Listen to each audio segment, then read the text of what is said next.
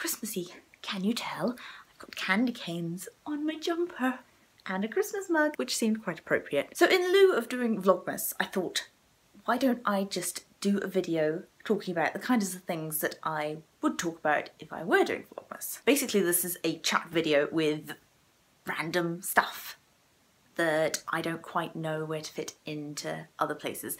So I'm going to tell you a bit about what I've been reading lately. Mostly I've been rereading, as you will know if you saw my recent video talking about the delights of rereading and why I like to reread things when it's cold and kind of miserable outside. I've now completed the Harry Potter audiobooks, which was delightful and filled my heart with joy. I've also been re-listening to Northern Lights by Philip Pullman. We're doing that read-along. There's still time to join in if you want to join in. We're doing the whole His Dark Materials trilogy this month. I've also re-listened to some of The Name of the Wind with a different narrator from the previous one. And I'm enjoying this narrator more than the previous narrator, which is saying a lot because I think that the American one does a very good job as well. But this one, which has Rupert Degas narrating, and he does all of these different British accents, it's just superb. Another thing that I have been rereading, and currently reread, is Brideshead Revisited by Evelyn Waugh. This is one of my favourite books, and I'm enjoying it even more than I remember enjoying it the first time. I am listening to the audiobook. That's kind of the way that I'm consuming books at the moment. I don't feel like I have the time or the energy to read a lot of physical books, and I am reading another book which is very big, which I'll show you in a moment. But the audiobook version that I have is narrated by Jeremy Irons, who of course played Charles Ryder in the 80s TV show adaptation of this novel. It's one of those audiobooks where I'm having to listen to it at close to normal speed because the way he narrates it and the language that Waugh uses is it's just too good to speed up, and it has a very nostalgic slow pace to it anyway, and I feel like that needs to be honoured with this book. So I've been sitting at about 1.5 speed on this one. So the other book, the physical book that I'm reading at the moment is this one, the big one, and this is A Cavern of Black Ice by J.V. Jones. This is a fantasy novel, as you can probably guess from the cover, which is quite purple. I haven't got overly far with it, but I'm quite enjoying it. She writes very well, and the characters are pretty engaging.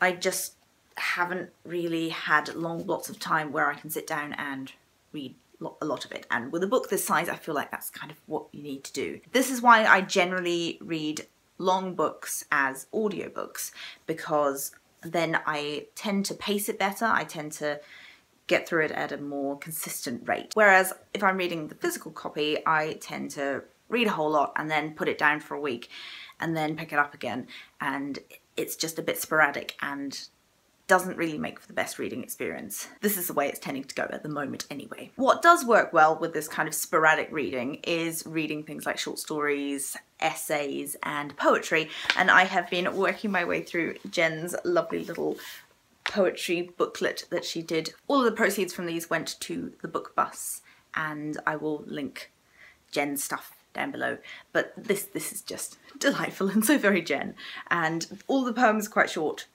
and yeah, it's wonderful.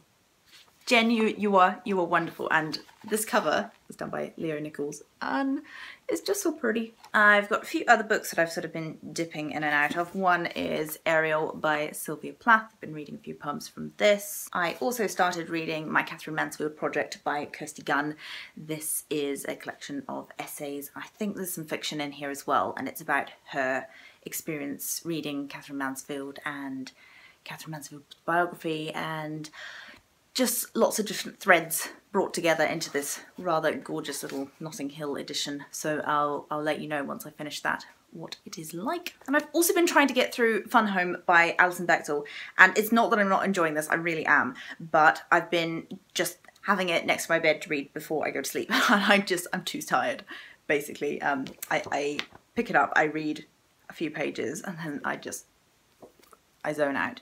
So I probably should try and read this at another time, or just read it all in one go, because I do find that you can get through graphic novels faster than other books, short stories, etc. Or I do at least. She's marvellous though, she's just marvellous. So those are the bookish things. In terms of art, I haven't been doing quite so much recently. I had that big burst of drawing in October with Inktober, I did make up some of these designs into things like Christmas cards. So to carry on from Inktober, I've been trying to keep up the drawing, maybe not quite as successfully as in October itself, but I've been working on this series of the alphabet, which I have been rather enjoying doing. I've only got up to H so far, but once I have all of these done up, then I will do a video talking about all of them, I think.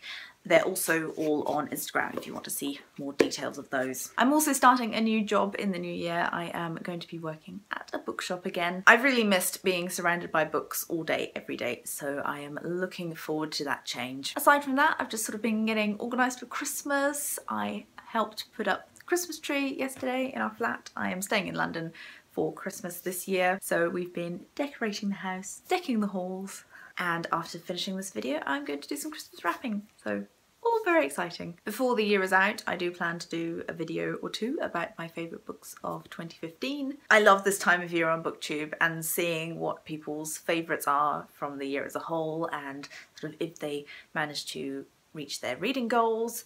I should probably look back over the Book Riot Reading Challenge because I might have a few holes to fill in there before the year is out. There is still much to do. But anyway, I hope you enjoyed this little chatty sort of video thing, and I will hopefully see you next time.